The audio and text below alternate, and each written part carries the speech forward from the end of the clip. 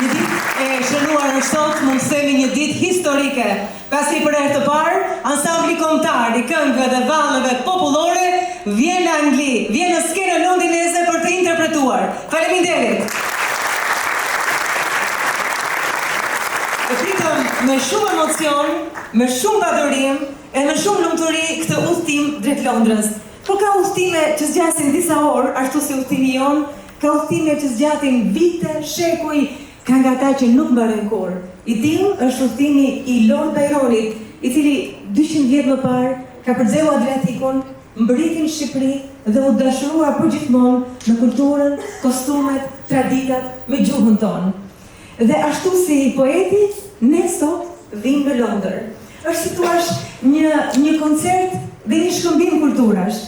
Një koncert në nderim të poetit, i cili 200 vjet më parë erdhi në Shqipëri dhe sot ansamblit kombëtar të këngëve dhe vallëve popullore, i cili zbret këtu në skenën e Londrës. Ka për të qenë një natë e paharrueshme. Faleminderit të gjithëve që jeni me ne. Ishte një ëndër e bukur e cila u bë realitet fal punës së palodhur të dy zonjave, ato vinë nga Empowered Women of Diaspora, themeluese, bashkëthemeluese, drejtuese të këtij institucioni. Ne i presim me duar të kitje për të na thënë në dy fjalë përshëndetse, janë Esuida Kapute dhe Alda Muska.